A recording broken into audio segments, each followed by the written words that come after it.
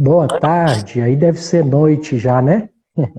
Aqui tá nublado, então então já estamos noite já, mas o pôr do sol aqui é bem tarde, no verão. Aqui estamos no Pronto. verão. Fala aí, como é que você tá? Tudo bem? O dia tá nublado por aí também? Aqui, mais ou menos. Aquela carinha fechadinha, mas não tá muito feio, não. Tá um sábado bonito aqui. O céu de Brasília, você conhece, né? A fama. Conheço. Tânia, vamos lá. Fala um pouquinho de você, para o pessoal saber quem é você, porque eu já sei muito. Então, bora lá me apresentar aqui para o seu público do Papo de Reto. Meu nome é Tânia Alves, eu sou nutricionista, também sou Master Coach e sou adepta da dieta carnívora, né? Então, hoje a gente veio aqui conversar sobre dieta carnívora. Você me convidou para fazer uma live surpresa, né? E comentar sobre isso, sobre alimentação carnívora, o que que isso engloba, o que que é isso, falar um pouquinho também sobre a relação da dieta carnívora e intestino, né? Então eu tô aqui para isso. Pronto. Você está na Noruega, é isso? Tô na Noruega, tô um pouquinho longe. Pronto. Então vamos lá. Vamos partir para o comecinho, falar de conceitos, do que se trata a dieta carnívora, Bora da onde lá. surgiu essa ideia. Então, é tudo assim muito incerto, né? Então a gente tem aí várias tribos, vamos dizer assim, de adeptos da dieta carnívora. Então tem uns que são apenas comem o bife realmente, carne bovina e bife, não come do focinho a cauda, né? E como que eu vou dizer? Tem segmentos assim bem radicais que não consomem nem sal, é apenas água e bife mesmo, bife, tá? E tem também alguns que não são assim tão extremistas, que consomem do focinho a cauda, que é, na minha visão, a versão mais interessante. E tem também os que a gente chama de keto carnivores, né? Que são aquelas pessoas que aderiram a eu diria que é o animal-based, né, diet, que é uma alimentação baseada em alimentos de origem animal. E aí entra ovos, frutos do mar, peixe, carne bovina, suína, tudo que é aí consumido do mundo animal, né? Então, é um pouquinho diferente, né, do que essa proposta de comer só bife. E quando a gente fala de dieta carnívora, muita gente confunde um pouco, né, e acha que é para comer só realmente carne bovina. E no fundo, não necessariamente tem que ser essa proposta. Eu gosto muito de uma visão menos dogmática da dieta carnívora. Eu gosto de uma visão onde no fundo, é basicamente uma alimentação baseada em alimentos de origem animal, onde você pode excluir os vegetais ou eliminar a maior parte deles. E aí, o motivo que vai te levar a eliminar os vegetais ou a restringir o consumo de vegetais, eles são, assim, os mais variados, né? Então, tem pessoas que aderem a uma alimentação carnívora justamente por uma questão de paladar, uma, uma questão de gosto mesmo, porque não se identifica e que não gosta de vegetais. Simples assim, não gosta nem de frutas, não gosta de absolutamente vegetal nenhum. Tem pessoas que chegam na carnívora por uma questão mais terapêutica, né? Porque visam aí se beneficiar da exclusão dos vegetais para N motivos, doenças autoimunes, doenças inflamatórias, doenças intestinais inflamatórias. E também tem a galerinha que que adere à alimentação carnívora justamente para porque tem um histórico, né? Tem uma lista muito grande, esse é o meu caso, de intolerâncias e ou alergias alimentares. Então, é basicamente isso que leva uma pessoa a chegar numa alimentação carnívora. Ou por uma questão de simpatia, né? ou por uma questão terapêutica de necessidade, seja por uma doença autoimune, ou uma doença inflamatória, ou uma doença intestinal, ou uma questão de intolerância e alergias. Certo. Eu penso da seguinte forma também, Tânia, a questão de ser comida de verdade, né? Então, dentro desse espectro de comida de verdade, tem os extremos, né, que a gente pode pôr. Eu não vou pôr o veganismo em si, porque o veganismo em si acaba usando aqueles hambúrgueres que é feito com uma química lascada, que para mim aquilo ali não é comida de verdade, certo? Agora, na carnívora, tudo é comida de verdade. Tudo vem do açougue, vem da matriz, né? Vamos falar assim. E está excluindo essa parte aí dos Mas tem gente errando também na conservantes. carnívora. Tem gente também errando na carnívora, abusando de embutidos, abusando de comidas prontas também. Então, eu estou agora numa campanha, vamos dizer assim, justamente para trazer esse conhecimento, né, do que tem no embutido. Peraí, né? Então a gente vê às vezes algumas pessoas dizendo que não, é linguiça, tudo bem, é carnívora e tal. Então tem algumas pessoas também se perdendo nisso, porque o que a gente como que eu vou falar? O que a gente é exposto de propaganda de alimentos, né? Alimentos não, de comida, né? De produtos alimentícios, vamos dizer assim, é forte. E isso mexe com a cabeça da gente, mexe com a gente na hora de fazer escolhas, né? Então, por exemplo, eu vejo uma galera muito preocupada com salmonela.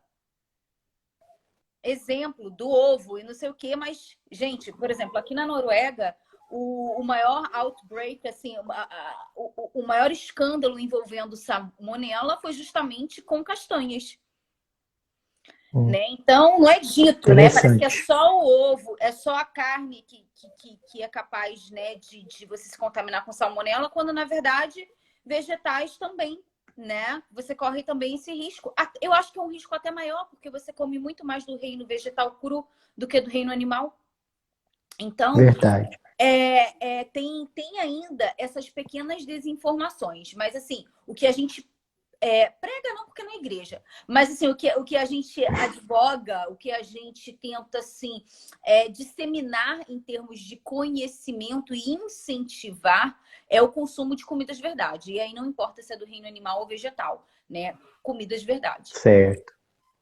E por que você acha que surgiu essa demonização da carne, assim, na sua opinião? Bem, quando você vai conversar com um produtor, né? Eu já tive essa curiosidade de falar com pessoas que têm fazendas grandes, né? E tem justamente fazenda com grãos e gado também. Conversei com 4 ou 5 produtores brasileiros. E o que acontece? Muito mais rentável. Muito mais, gente, violentamente mais rentável. Você precisa, mesmo você precisando de uma área maior para o cultivo, né? Então, assim, as leis são muito rigorosas, então a margem de lucro para carne realmente é menor, tá? Do que para os vegetais. Então, chega a ser, assim, algo mais arriscado em termos de vista, assim, monetários. Esse é um ponto hoje né, que é uma preocupação.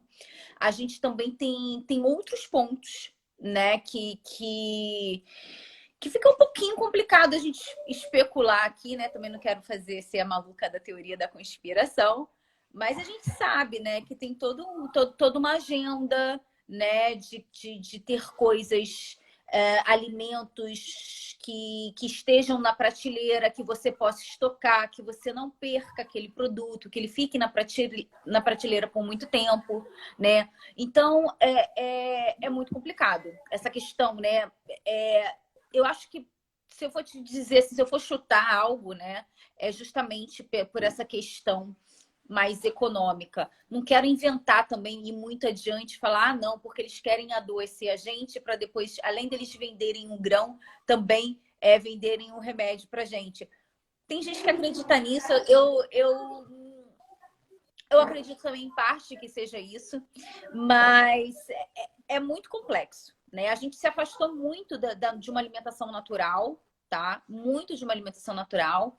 Eu entendo muito bem quem se posiciona em ser vegetariano e vegano por uma questão de animal, tá? Por uma questão de ter uma consciência, né? Porque tem gente que não consegue realmente, sem racionalizar isso, tá? Sem porque foi motivo, porque foi exposto a muita propaganda vegana, não. Né? Tem pessoas que são assim, né? São raridades, porque realmente é muito difícil, porque vai muito contra a nossa natureza. Então, acho que por isso que tem Certo. tanta propaganda, porque é uma coisa que vai tão contra a nossa natureza que é difícil manter. Realmente, É 80%, verdade. Que 84% aí, das a pessoas não Tânia, conseguem. provavelmente é porque precisa embrulhar num papel muito bonito para vender, né? Porque senão não vende. Também, são muitas as questões, assim, envolvidas aí nessa questão dessas agendas e tudo mais. E é um pouco preocupante, sim, porque a gente está vendo aí o efeito, né, do corona. O corona veio para mostrar isso para gente, que peraí, não é a criação de carne que está fazendo isso, né, e nem dos demais produtos de origem animal. Então, assim, eu acho que a gente pode sim, o que precisa ser mostrado é que a gente pode sim consumir carne, né, de uma maneira responsável, de uma maneira digna. A gente acredita que o animal tem que ser abatido da maneira mais digna possível, que ele tem que viver, né, ali a vida dele na fase de engorda da maneira mais digna possível também, e que eu posso sim contribuir tanto para o meio ambiente, tanto para a causa animal, por exemplo, em outras partes da minha vida. Então, ninguém, tipo assim, tá consumindo ali alguma coisa de origem vegetal, achando que está fazendo super bem para o planeta, mas está ali viajando no jatinho particular 3 vezes na semana. Né? Então, a emissão, o gasto que aquilo dele tem para a natureza, e a natureza envolve também, né, não só a flora, mas também a fauna, né? Então, aquilo dele tem um impacto. Então, eu sou a favor da gente ter um debate e olhar a coisa de uma maneira dos dois lados, entendeu? Se a gente for ver a causa vegana, tem coisas bacanas também, na carnívora também tem, mas eu acho que quando a gente vai sentar e pensar na nossa alimentação e na nossa saúde, a gente não pode ser dogmático. A gente tem que deixar esses impasses, essas ideologias um pouco de lado e pensar mais friamente. Eu acho Pronto. que quando começa a misturar muito, né, essa questão dogmática, filosófica e tudo mais, começa a ficar um pouco preocupante e a pessoa pode realmente enveredar por um caminho que vai ser prejudicial para a saúde dela. Excelente, Tânia. Então, dando seguimento aí ao que a gente programou, benefícios da carnívora, que você pode me enumerar aí para mim e para o meu público. Bora lá, vou falar, gente, quero deixar bem claro, que a dieta carnívora, assim como a maioria das dietas, inclusive da pirâmide alimentar, a DASH, que é a dieta para hipertensos, pacientes hipertensos, a maioria delas não tem nenhum estudo, né, robusto, de grande validade científica, tá? Não tem estudo clínico randomizado. Primeiro porque isso é muito difícil de fazer, muito caro, são muitas as variáveis, e a gente vai chegar nesse ponto de variáveis e estudos epidemiológicos, estudos que não são capazes de associar causa e efeito.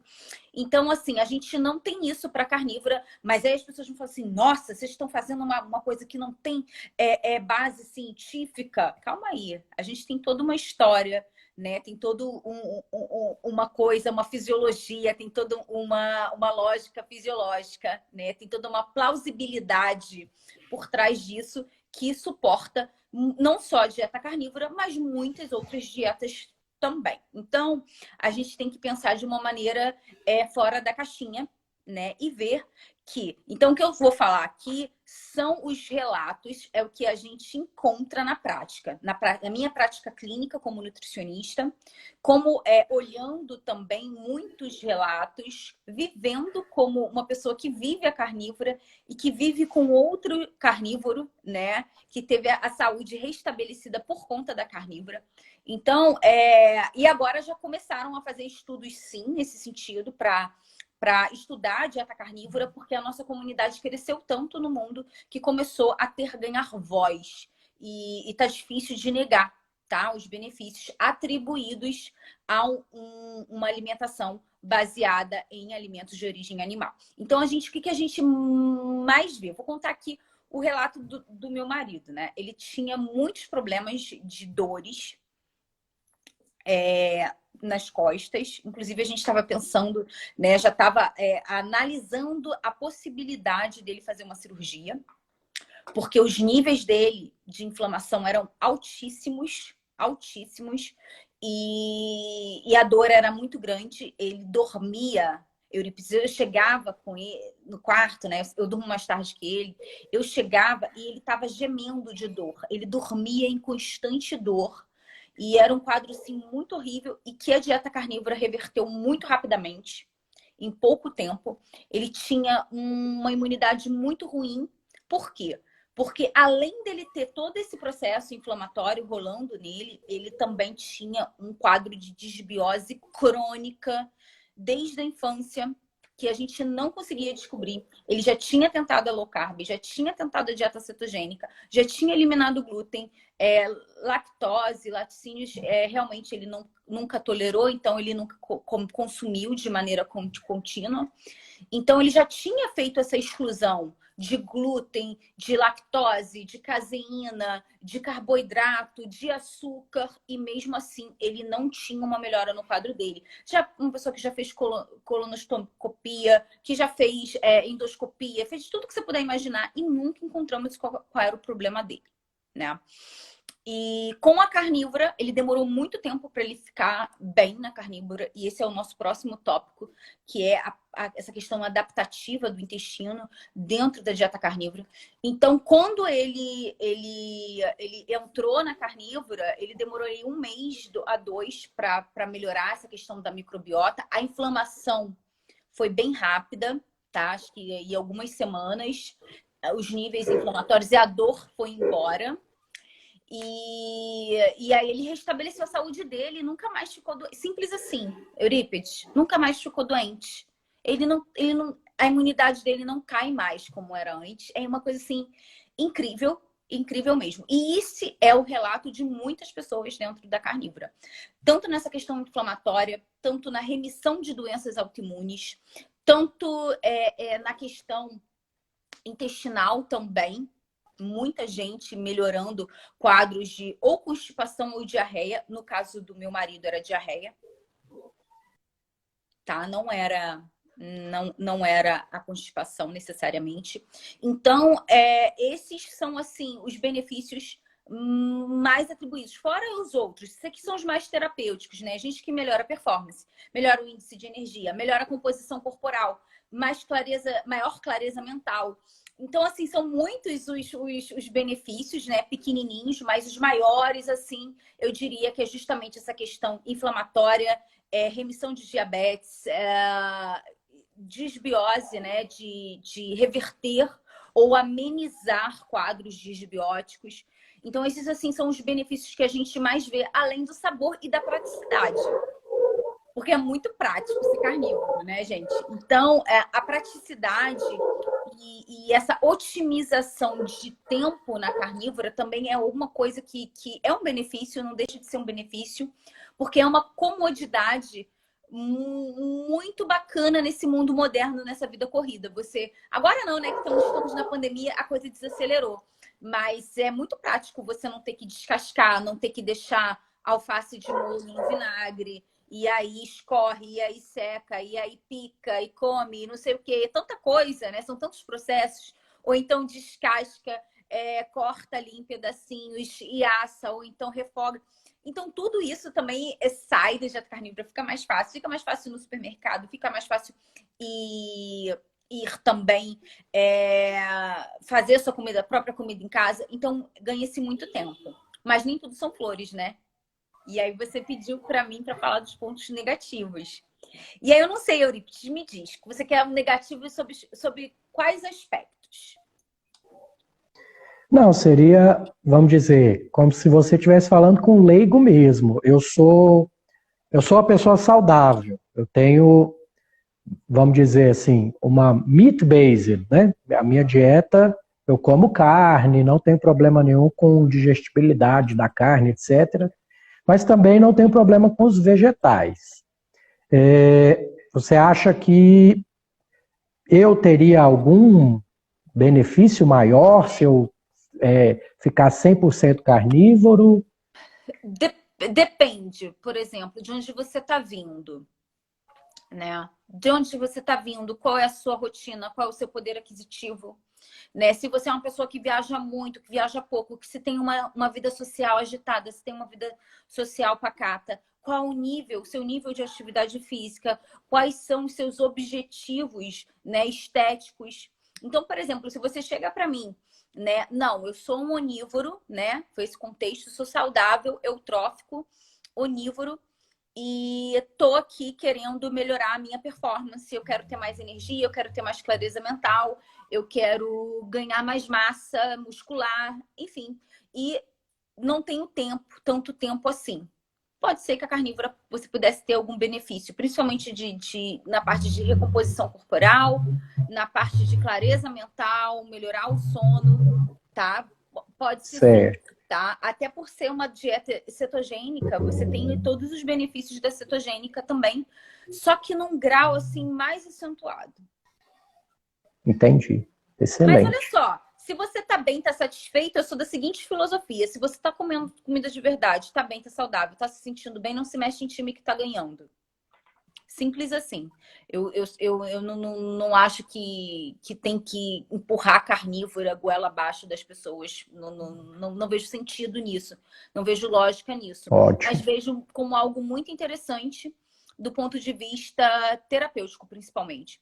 E tem um outro ponto, né? Os pontos negativos eu quero falar, comentar rapidamente, que a gente tem a questão de algumas vezes, não sempre, tá, gente? Mas de acordo, por exemplo, se você é uma pessoa que não foi acostumado a comer vísceras, carne de segunda, ossos e tudo mais, você come realmente só filé, pode ser que a carnívora vai ser realmente uma dieta mais cara para você. Tá. O E outro monótona também, e né? monótona. E monótona. E aí tem a questão também de talvez você ter que suplementar para ficar ainda mais otimizado, porque você não consome vísceras, não consome ossos, talvez seja interessante. E aí tem a questão social. As pessoas têm vida social, a gente não pode tirar a questão social do espectro da alimentação, né? Então, tem um certo desafio social nisso aí, de viagens. Para quem viaja muito, pode ser um desafio também se manter na carnívora, né? Então, são muitos os pontos negativos de toda e qualquer dieta. E a carnívora não foge à regra, tá? Mas realmente assim, tem uma questão também, uma outra questão de saciedade. Tem gente que vai se sentir muito mais saciado dentro de um contexto onívoro. E vai acabar consumindo Certo. menos calorias dentro de um contexto onívoro, né? E isso vai fazer toda a diferença, por exemplo, se essa pessoa está dentro de um processo de emagrecimento, por exemplo. Então, são muitos os cenários. Então, quando a gente vai escolher uma alimentação perfeita para alguém, a que mais tem chances de sucesso para alguém, né? A gente tem que levar em conta muitas variáveis. E pode ser que a carnívora se encaixe aí e venha atender o maior número de variáveis, né? Ou pode ser que não, e Uhum. também tudo bem. Mas, gente, como sempre, comida de verdade. Certo. E assim, Tânia, o ideal é que tenha uma assessoria profissional, não tente fazer isso por conta própria. O que você pensa disso? Eu penso que assim, tem algumas partes que são bem assim capciosas. vamos dizer assim, dentro da alimentação de um modo geral. Então, o processo de mudança não importa, tá, gente? Se é mudança alimentar, se você vai começar a fazer um exercício físico, se você vai querer mudar de carreira, né? Se você quer, enfim, um suporte profissional. Gente, profissional, não é de blogueiro profissional. Estou falando de nutricionista. E a alimentação, gente, é com nutricionista, não é com médico, não é com nutrólogo. Mas é claro, e eu entendo que pode sim ser feito um trabalho em parceria com médicos, e eu sou super a favor. O doutor Eurípides, a gente, por exemplo, a gente trabalha em parceria, eu tenho outros médicos também, e isso é maravilhoso, esse é o cenário ideal. Tá? Mas quando a gente vai pensar só em alimentação, você não tem nenhuma doença, não tem nenhum problema, você está super bem de saúde, né? E aí você quer só mudar a alimentação para tentar, para experimentar, aí é nutricionista, ponto. Tá? Mas assim, a alimentação carnívora, gente, para comer comida de verdade, você não precisa de uma junta médica. A gente tem que ter. Gente, ninguém vem me pedir opinião para encher a cara. Ninguém vem me pedir opinião para tomar remédio sem prescrição. Ninguém vem pedir para perguntar para fazer orgia alimentar. E aí, porque, gente, mas isso foi incutido na nossa cabeça, não é culpa da gente. Isso não é culpa da gente. A gente foi doutrinado a pensar assim, né? Então a gente está totalmente hackeado. Então é muito complicado a gente ir contra esse movimento. E o que a gente. Por isso que o tempo todo eu faço mais convites a pensar fora da caixinha do que simplesmente te ditar o que fazer. Né? Então, pensar fora da caixinha já te coloca à frente. Então, ponto. Para comer comida de verdade, você não precisa deixar de comer lixo e comer comida de verdade, não precisa de uma junta médica. Ponto. Agora, se você quer fazer uma mudança e você, por exemplo, tem já um diabetes instaurado, descompensado, tem episódios constantes de hipoglicemia, se você quer entrar realmente numa carnívora estrita, porque você suspeita de ter intolerâncias, alergias alimentares, aí você precisa de um suporte profissional. Porque o que você vai ver se você está melhorando ou não? Da intolerância ou da desbiose ou da alergia alimentar. Quais são? Você sabe quais são os parâmetros? Quais são os pontos que você tem que observar? Você sabe como reintroduzir depois os alimentos? Você sabe como excluir? Quais alimentos você vai excluir? Em qual ordem? E qual você vai reintroduzir? E em qual ordem? Então, muitas são as variáveis e pode ficar um pouco difícil fazer isso sozinho mesmo, porque exige um conhecimento técnico, tá? Mas, de maneira geral, sempre que a gente vai mudar de alimentação visando saúde, melhorar alguma coisa, curar, né, alguma coisa, em combinação com a alimentação, às vezes não é só alimentação, às vezes você precisa também de medicação. É sempre bom ter um suporte profissional da área de saúde, gente. Não estou falando de blogueiro profissional, tá? Tem que ser algo responsável, tem que ser alguém preparado para te dar esse tipo de suporte. E é tão simples, você poupa tanto tempo, tanta energia, que no final sai barato, tá? Excelente, Tânia. Excelente frisar essa parte aí, né? Que a internet tem informação boa, mas tem muita besteira também. Tem que saber filtrar. Se você não tiver esse filtro e não quer, tem gente que realmente eu não quero estudar isso, eu prefiro ir num profissional, pagar um profissional e fazer isso por mim. Tudo bem, isso aí é sua conduta. Só que na nossa visão, que a gente já até conversou sobre isso de terceirizar a sua saúde, você acaba correndo certos riscos, né? De cair nas mãos de algumas pessoas mal intencionadas, né? Sim, sim. Tenham muito cuidado com isso, gente. E o barato pode sair caro.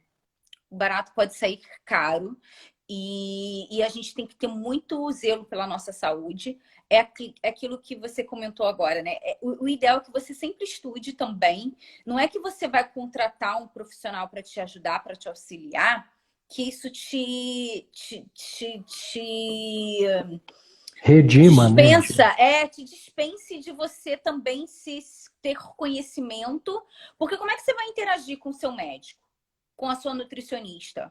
Você tem que chegar e saber dizer o que é uma distensão abdominal. Você tem que chegar e dizer que você teve... Tem gente que não sabe a diferença entre azia e náusea. Isso atrapalha muito a interação e você não aproveita tão bem do profissional quanto deveria. Não quer dizer que você vai estudar e isso vai te redimir de ter auxílio profissional. Não. Você vai estudar justamente por o contrário, para você ter uma ajuda profissional otimizada. Imagina, Eurípides, você chegar com uma pessoa, e eu encontro muitas pessoas assim, graças a Deus no meu caminho, que elas têm uma consciência corporal muito boa. E elas já chegam assim, não, olha, eu já sei que eu não tolero isso, eu não tolero aquilo, e isso. Eu notei que isso e aquilo. Ela chega com informações para você já muito assertivas ali, já dentro da sua área de atuação e também, às vezes, até fora. E aí você consegue avaliar, porque são os detalhes. São os detalhes. Vou dizer aqui um exemplo muito comum. Muito comum. O paciente diz que está comendo tudo certinho, mas continua com distensão abdominal, continua desbiótico, continua com gases e está comendo tudo certinho. E aí, o que a gente descobre? Que o bonito tá consumindo chiclete. Com xilitol, com sorbitol, com maltitol, com todos os ols da vida. E ele não considera... Exato, ele não considera o chiclete como alimentação, vamos pôr entre aspas assim, e não achou necessário te contar. Aí, numa investigação mais profunda, você chega nesse detalhe. Verdade.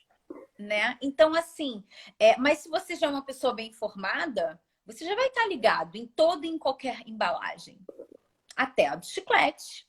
Então, entenda, porque isso só você pode fazer por você.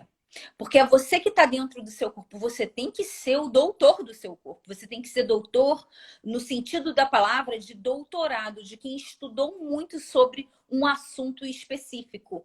Esse assunto específico é você e como você funciona. Então você tem que ser douto nisso. Muito douto nisso. E você, Tânia, fala uma coisa muito legal que desde que antes de te conhecer, já vi você falar que o seu corpo é o seu próprio laboratório. Então, não tenha medo de fazer testes, né? Testes assim, dentro do possível, né? Dentro do bom senso. Do bom senso. Eu digo assim, gente, é com comida de verdade, não tem bruxaria, não tem medicação maluca, eu tô dentro para qualquer teste. Pode ser do reino animal, vegetal, fungo, mineral, né? Eu já troquei algumas ideias de algumas coisinhas que eu faço. Eu e o doutor Eurípides, eu tenho uma turminha que são os meus ratinhos, né, que é o pessoal da diretoria carnívora, que são os meus ratinhos de laboratório. E aí eles testam as minhas loucuras juntos, mas sempre usando como norte isso, né? Algo, peraí, sem bruxarias. A gente sempre tem isso realmente, que é dentro, né, do juramento que vocês médicos falam, né? Primeiramente, não causar dolo, né? Não prejudicar. Então, e a gente não pode ter medo, gente, da natureza, né? Do que a natureza dá pra gente. Lembrando que nem toda comida de verdade vai fazer bem, né? Se você for intolerante a um elemento X, Y, Z, mas aí o que você faz? Você testa, se observa e avalia e mapeia. Peraí, realmente, exato, quando eu como pimentão, eu sinto que não digeri legal. Eu fico arrotando, eu fico com a barriga estufada, eu sinto que não digeriu bem. E aí, o que você faz? Você evita o pimentão e aí você parte para outra coisa, até você se sentir, né, no topo do seu jogo. Pronto. Aí é bom que você já puxa o assunto para nosso próximo tópico, né? O que você falou, muito interessante aí, o pessoal não conhece os food maps e tal, que muitos vegetais têm, né? E eu creio que na carnívora, praticamente não temos food maps, né? Se você pôr na ponta do lápis. Assim. Não, a gente não tem. E a dieta carnívora, para a parte que me interessa meu público, que é o intestino. O que você tem a me dizer? Primeiro, né? O primeiro passo, a gente tem que começar do início. Quando você começa uma alimentação carnívora, vamos voltar mais ainda, vamos retroceder um pouquinho mais. Quando você muda a sua alimentação de maneira significativa, você tem uma readaptação da sua microbiota intestinal. Então, o seu intestino ele vai se adaptar. E isso, o que isso significa? Isso pode significar que você não vai sentir nada, algumas vezes, o que é mais comum, né? O mais comum é você sentir ou constipação, ou diarreia, ou algum desajuste, tá? Algum desarranjo aí intestinal. Ponto. Isso acontece. E isso é natural. Isso é inerente ao processo de mudança de estilo alimentar. Ponto. Quando a gente faz isso para a carnívora, a gente sente isso de uma maneira muito mais acentuada, muito mais exacerbada, como, por exemplo, passar de uma alimentação tradicional para uma low carb, ou de uma alimentação tradicional para uma cetogênica. Tá?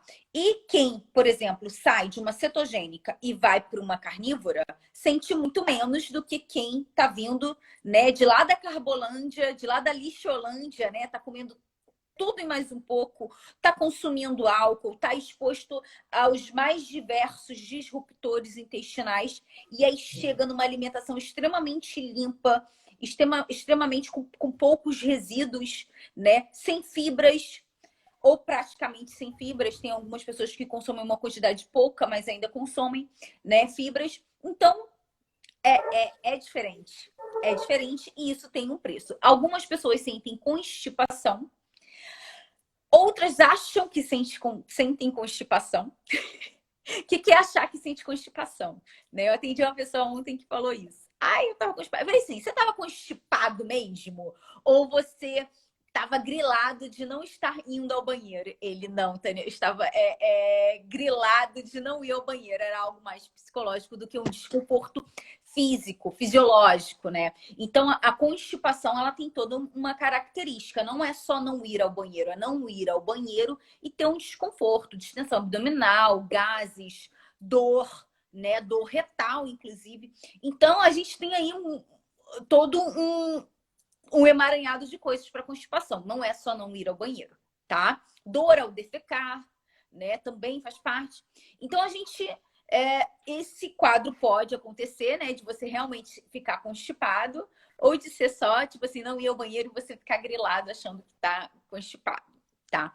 A alimentação carnívora, ela tem menos resíduos, tá? Então, você naturalmente vai menos ao banheiro, tá? Não quer dizer que você não vá, porque as fezes não são só resíduos de alimentos, né? A gente tem as próprias bactérias, a gente tem o muco, a gente tem os sais minerais, a gente tem a água, né? Então, a gente tem que saber também do que é composto, né, as fezes humanas, né? Então, a gente tem que saber também disso, né? Então, são coisas bobas, são coisas simples, mas que fazem toda a diferença. E quando você tem essa consciência, você passa por esse processo de adaptação mais tranquilo.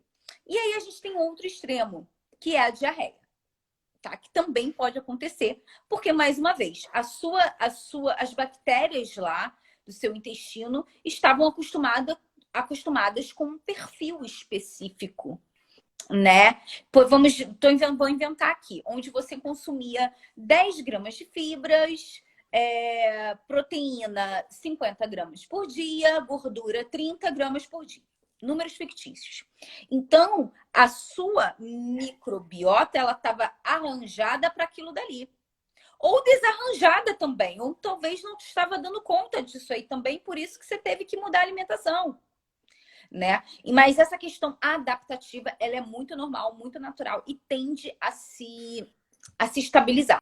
Então, cuidado quando você for entrar na carnívora e fazer assim, 15 dias de carnívora. Não é o suficiente para você saber se a carnívora é para você, é para o seu intestino ou não, tá? Então, no mínimo aí, umas 5, 6 semanas a gente consegue perceber. Principalmente se você estiver, como vou dizer, né? A gente de vez em quando fala na área de saúde, poliesculhambado. Se você estiver muito desajustado, muito bagunçado, para coisa entrar nos eixos, realmente mínimos, tipo assim, maravilha, não, porque a gente sabe que questões intestinais, principalmente que já vem se estendendo ao longo de muitos anos, e muitas vezes até de uma vida inteira, a gente sabe que demora muito para ser ali conseguir esse equilíbrio, essa funcionalidade de volta, né? Não Sim, estar disbiótico é isso, é você estar com o seu intestino totalmente funcional, né? pronto. Então, pode demorar muitos anos para você estar ali perfeitinho, a conta zerada, tudo bonitinho, o intestino não estar mais permeável, né? Ele estar impermeável, tá tudo bonitinho. Mas no primeiro momento, quando você realmente sente, espera isso, é para mim, eu sinto que estou melhorando dia após dia. Pode ser que demore aí umas boas semanas, se você já tem um histórico de problemas intestinais, se você tem um histórico também combinado de síndrome metabólica, estresse excessivo. Então, assim, muitos são os contextos que a gente pode inserir aqui. Mas, geralmente, poucas semanas, por exemplo, 2 semanas de dieta carnívora, você não consegue aí sentir os efeitos, os benefícios, principalmente dentro desse espectro de intestino. Pronto. Entrou numa área que eu entendo um pouco e gosto muito, né? Entende muito e gosta muito. Que eu posso dar uma pinceladinha aí e você complementa o que eu vou falar. Tem pessoas, os poliesculhambados. A pessoa não mastiga direito. Então a carne tem que ser bem mastigada para conseguir ser bem digerida, tá? Então, pequenos pedaços, mastigar bastante, eu engolir. Meu estômago tem que estar com uma produção de ácido legal. Então, se você está usando omeprazol, tem que ter um desmame, tem que perguntar para o seu médico se precisa usar aquele cronicamente mesmo, porque se você não tiver ácido correto, você não vai digerir corretamente aquela proteína. Ela vai passar para o seu duodeno para digestão enzimática, já de uma forma ruim, para entrar em contato com as enzimas para poder fazer a digestão corretamente. Muitas vezes você está desnutrido, entre aspas, vamos pôr assim, apesar de achar que está comendo bem, então você não está produzindo enzimas digestivas corretamente para conseguir quebrar corretamente aquela proteína. Então já desce mal digerida ali para baixo. Proteína mal digerida. Quem vai comer? As bactérias. Aí aumenta a proliferação de proteobactérias, que produz aquela cadaverina, putrescina, assim por diante. Então, vocês veem que é uma reação em cadeia, que você tem que estar realmente com o seu sistema digestivo bem funcionante para poder usufruir ao máximo daquela carne ali, daquela proteína, para que você tenha uma saúde ao fazer esse consumo. Se você tiver algum desses problema em algum desses compartimentos, aí sim entra um bom gastroenterologista. Eu dou ideia de um gastroenterologista funcional, que vai ter uma visão mais ampla do seu caso, uma boa nutricionista funcional também, e para te ajudar nessa, vamos dizer, retorno à comida de verdade. Não precisa ser só na questão da carnívora, mas para comida de verdade, para curar desbiose, para curar leaky gut, para que você consiga usufruir ao máximo aí do seu alimento. Isso é muito verdade. E quando a gente vai falar, né?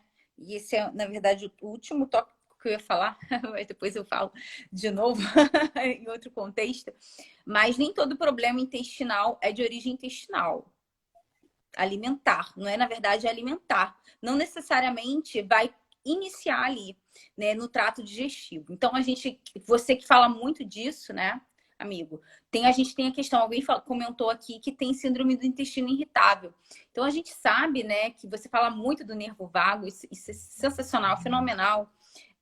Então, vai ter problemas que vai ser da ordem emocional, Exato. comportamental, realmente criar aquele hábito, né, de desacelerar o sistema parasimpático e relaxar, né, aquele hábito que a gente perdeu de sentarmos à mesa sem celular, sem televisão, fazer uma prece, independente da sua crença, né? Fazer uma prece e agradecer pela comida, visualizar aquela comida. Peraí, obrigada por isso. Começar a digestão mental, né, Tânia? É a partir daí que você começa a digestão mental. E é interessante, porque assim, faço entrevistas com pessoas de áreas diferentes e tudo volta para esse ponto, que a pessoa tem que entender os 3 âmbitos, que é espiritual, psicológico, mental e físico. Senão, gente, não funciona, não tem jeito.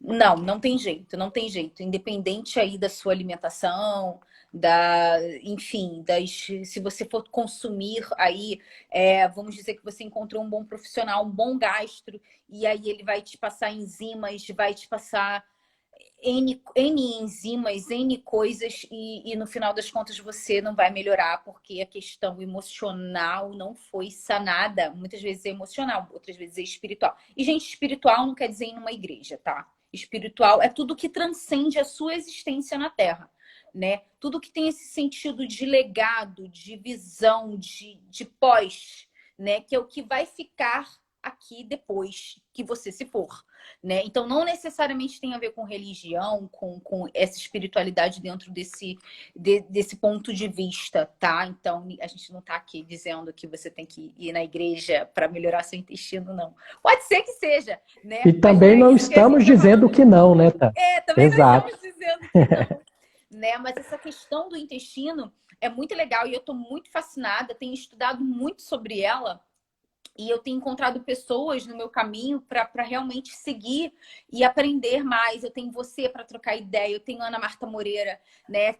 Eu acompanho o conteúdo da Denise Carvalho, e agora vocês me apresentaram já outras pessoas, né? Que eu tô fascinada, tô louca, da vontade de, tipo assim, e quando a gente vai aplicar isso na prática clínica, realmente a gente vê que não olhar para isso é impossível, porque uma coisa está conectada com a outra, né? Então, alguém falou para mim, não sei se foi a Ana Marta que falou assim, acho que foi a Ana Marta que falou para mim, que o intestino é o nosso segundo cérebro. E eu falei, acho que para ela, num grupo, não sei, eu falei assim, eu já vejo diferente.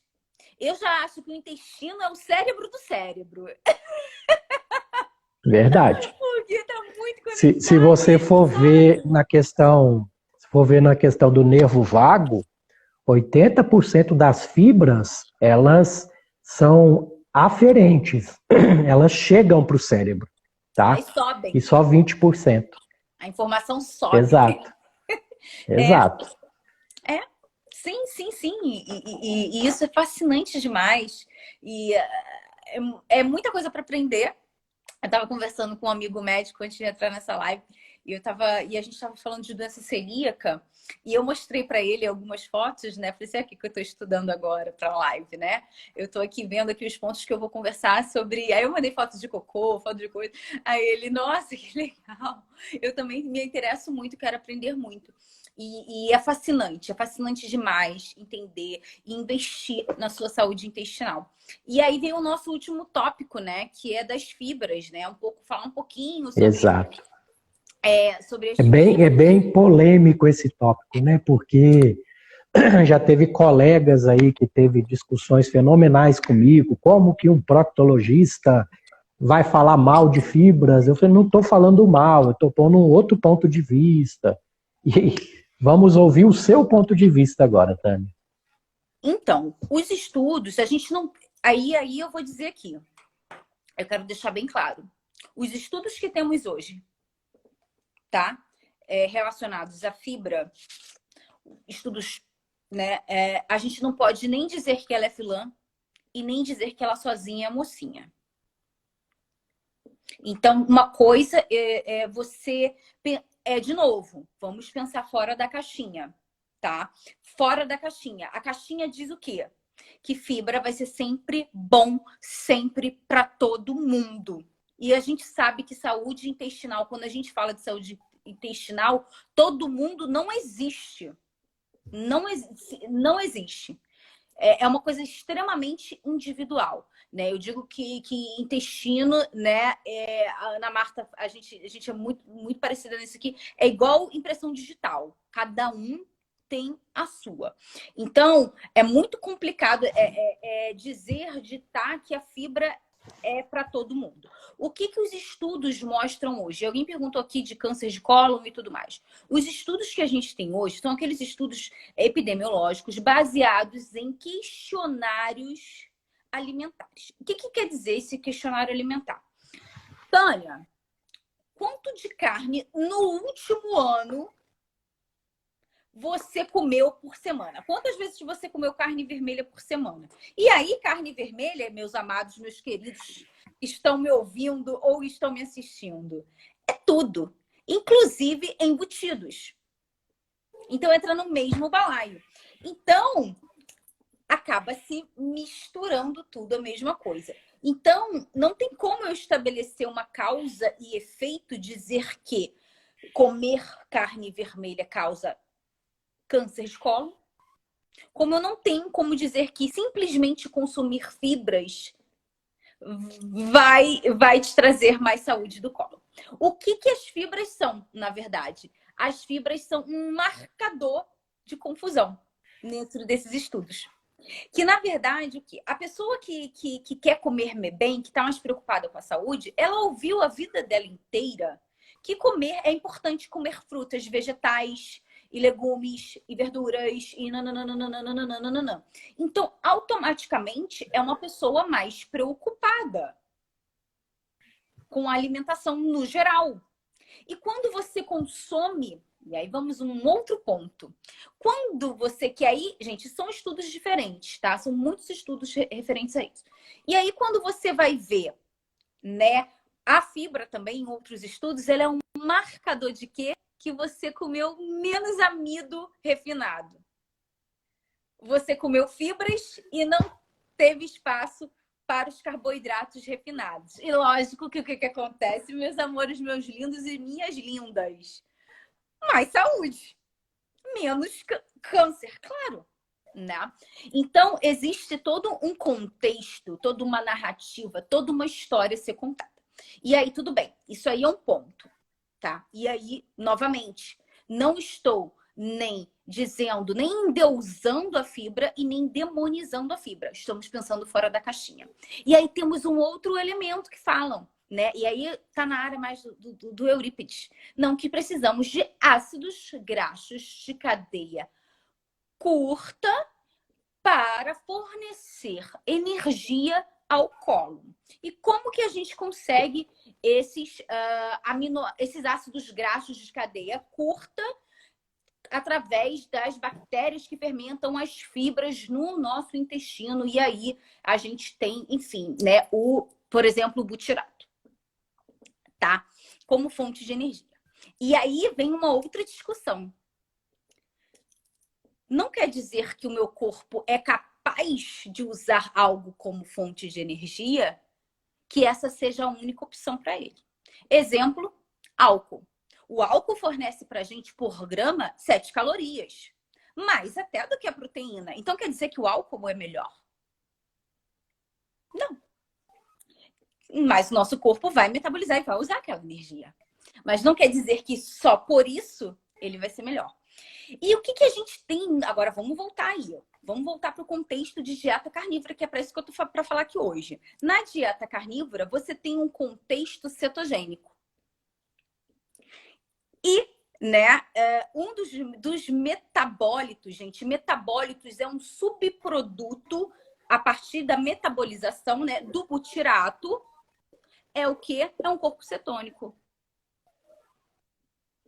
Por isso que a gente vê melhoras expressivas de pacientes disbióticos ao consumir, ao iniciarem uma estratégia cetogênica. Isso vale para todo mundo? Não! Mais uma vez, a questão da identidade. Mas a gente tem que atribuir contexto e tem que atribuir, né, especificidade para as coisas. Então, essa é uma questão muito importante. E quando eu falei, né, que nem tudo é alimentar, tá? Nem tudo é sua alimentação. Eu falei das emoções, né? Comentamos aqui do nervo vago que o Dr. Eurípides ama tanto conversar sobre e faz isso de uma maneira muito bacana. A gente também tem a questão das medicações. A gente tem as comorbidades. Por exemplo, eu não tenho tireoide. Eu já tenho um fator para desbiose. Quem tem, por exemplo, hipertiroidismo ou hipotiroidismo. Então, são muitos os fatores que estão aí envolvidos. Tânia, só para dar uma fechada, para eu não perder um fio da meada aí, olha o tanto que é interessante ver outros pontos de vista, né? O que você me explicou, eu entendi da seguinte forma. Tá, o colonócito gosta de butirato, mas por que esse butirato tem que vir só da luz do cólon? Ele não pode vir da corrente sanguínea também, numa dieta cetogênica? Então, é interessantíssimo, interessantíssimo. Para mim, assim, eu nunca tinha visto abordar dessa forma, tá? E eu achei interessantíssimo. Ai, tudo bom? Não, então, é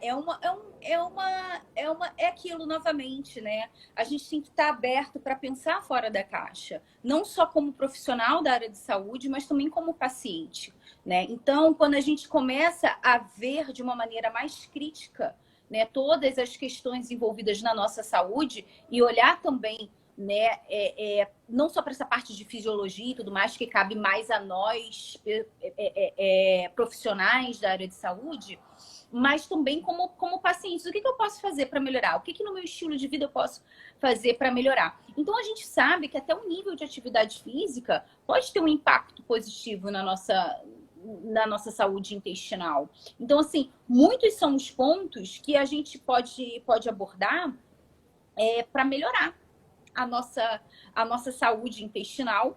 E aí, eu queria só para fechar, eu sei que você não quer que fique muito longo, mas não tem problema nenhum, né, Tânia. Não tem problema ficar longo, não. Mito. Você falou que sim. Não, mas a gente tem essa questão, esse mito de que das fibras, quanto mais fibra, melhor para constipação. E aí, só com pacientes de fibra, só com pacientes de água. E aí, se ele estiver dentro de um contexto de cetogênica, ainda adicionam gordura e fazem uma mistureba ali. E o que acontece? A gente já tem estudos hoje dizendo que dietas pobres em fibras podem ser extremamente benéficas para a doença de Crohn, para constipação crônica idiopática. Idiopática é quando a gente não sabe, gente, como que isso se formou no corpo. Então, a gente, na área de saúde, a gente chama de idiopático, tá? A gente não consegue discernir ali a causa, a origem daquela doença. Então, você tem bem de uma constipação. Porque o que acontece? Pensa num cano, né? O sistema, o intestino como um cano. E ali, você tá ali socado, você não tá constipado, né? E aí você vai adicionando mais coisa. Então, o intestino acaba perdendo a motilidade, né? O poder de expulsar realmente aquilo dali, você vai socando cada vez mais fibras. E eu vejo muita receitinha pronta. Sim. E aí entra um outro detalhe, Tânia, um outro detalhe que 1 em cada 4 pacientes obstipados, na verdade, eles têm uma obstrução de saída. Então, esse componente aí de você colocar mais fibra num tubo retal que está contraído, num esfíncter interno que está contraído, você vai piorar o problema do paciente. Então, primeiro, aí entra a fisiologia anorretal, gente, que é importantíssimo. Tem poucos proctologistas até que gostam de mexer com essa área, que é a manometria anorretal, para justamente investigar essa obstrução de saída, que é mais comum, principalmente em mulheres, do que vocês imaginam. Sim, né? Consegue vir até e entope lá no finalzinho, né? No português mais simples, seria isso. Então, a gente tem que ter um pouquinho de cuidado quando a gente pega coisinhas muito prontas, todo caso de constipação ser tratado da mesma maneira, todos os casos de diarreia serem tratados da mesma maneira. Então, a gente tem que ter essa visão mais holística, né? Que a Falando gente isso, chama. Tânia, é interessante frisar que tem um tipo de diarreia que chama diarreia paradoxal, que a pessoa está com uma pedra lá dentro do reto dela e aquela pedra fica estimulando o reto a produzir secreção, líquido, e aquele líquido passa por volta dessa pedra e a pessoa está tendo diarreia, sendo que tem uma pedra de fezes ali dentro. Então, gente, cada caso tem que ser gente que faz visto e aquilo dali isoladamente. passa dentro de um outro pH, geralmente vem com pH muito ácido, causando ferida, fístula. Exato. Isso é muito comum. Isso é um caso sério de constipação que está aí sendo maquiada. E, na verdade, você tem esse efeito aí, tanto intestinal quanto ali na pele, né? Literalmente Sim. Na pele ali, causando queimadura, assadura. Já vi muitos casos assim. É isso, amigo. Fechamos. O basiquinho. Foi top. A gente falar muito tempo disso. Mas foi maravilhoso. Até, assim, eu costumo falar que eu sou um pouquinho egoísta mesmo, que eu quero aprender com visões diferentes. E eu creio que estou saindo dessa live um pouco mais, com um pouco mais de sabedoria a respeito do assunto. E para a gente fechar, eu gosto de pedir comecei recentemente a pedir para o convidado indicar alguns livros. Não precisa ser exatamente de carnívora, são livros que ajudem na nossa evolução, vamos falar assim. Tá, eu vou falar aqui um livro que não tem nada a ver com nutrição, que é um livro do Viktor Franklin, que se chama Um Homem em Busca de Propósito. E é sobre, ele se passa, né, o enredo dele sobre a Segunda Guerra Mundial. Eu sou adicta de livros dessa fase. E a gente vê realmente sobre propósito, a gente vê sobre fome, a gente vê sobre superação, a gente vê sobre doença, sobre... Eu gosto muito de fazer essas reflexões. Até porque você também é coaching, né? Então eu tenho que... eu quero esses livros aí diferentes. Pode falar uns 5 livros aí. Então... Esse para mim, eu acho que é uma leitura muito gostosa, muito boa, muito tranquila e que novamente, te faz pensar fora da caixinha. Eu acho que tudo que te estimula a pensar fora da caixinha é benéfico. Um outro livro... eu esqueci o nome da pessoa. Eu botei até lá deixa eu olhar aqui, que eu vou ver aqui no que a gente colocou na Jornada Carnívora.